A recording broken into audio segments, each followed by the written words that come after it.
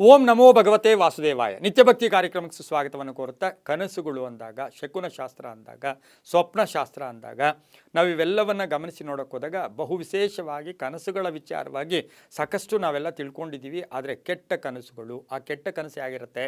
ಯಾರೋ ಈಗ ನಮಗೆ ಸತ್ತೋಗಿರ್ತಾರೆ, ನಮಗೆ ಗೊತ್ತಿರೋರು, ಊರಿನಲ್ಲಿರತಕ್ಕಂಥವ್ರು, ಬಂಧುಗಳಾಗ್ಬೋದು, ನಾಯಕರಾಗ್ಬೋದು, ನಮಗೆ ಗೊತ್ತಿರೋರಾಗ್ಬೋದು, ಚಿರಪರಿಚಿತರಾಗಿದ್ದವರು, ಅವರು ತೀರ್ಕೊಂಡಿದ್ದಾರೆ, ದೈವಾಧೀನರಾಗಿದ್ದಾರೆ.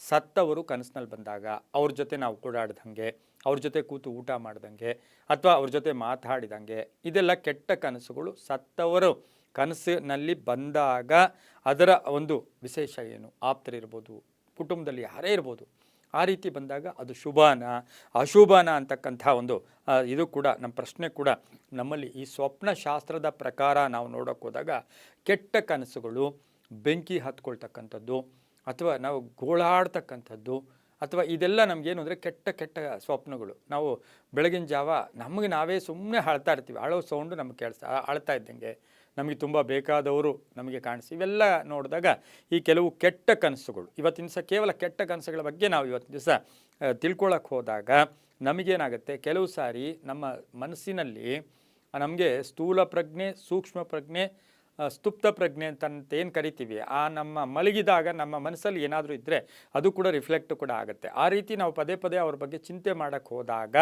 ಈ ರೀತಿ ಕನಸುಗಳು ಬರುತ್ತೆ. ಒಂದು ಲೆಕ್ಕ.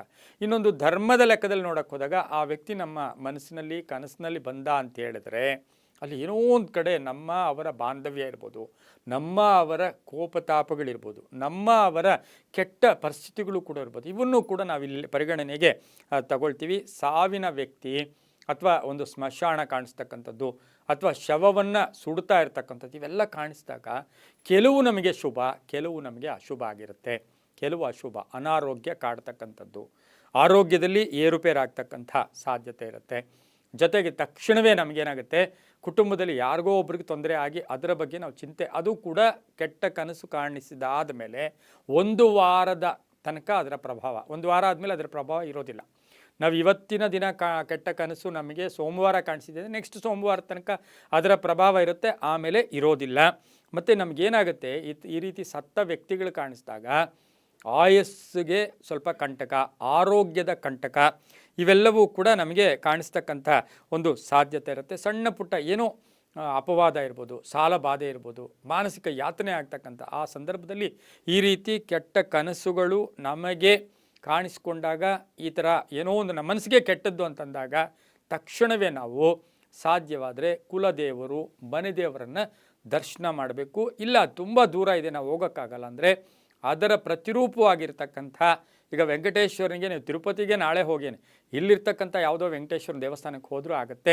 ಅಲ್ಲಿ ಹೋಗಿ ಬೆಲ್ಲದ ಪಾಯಸದಿಂದ ಮಾಡಿದಂಥ ಪದಾರ್ಥವನ್ನು ಆ ದೇವರಿಗೆ ನಿವೇದನೆ ಮಾಡಿ ನಿಮ್ಮ ಹೆಸರಲ್ಲಿ ಅರ್ಚನೆ ಮಾಡಿಸ್ಕೊಂಡ್ಬಂದಿರೋದ್ರಿಂದ ತುಂಬಾ ಒಳ್ಳೆಯದಾಗುತ್ತೆ.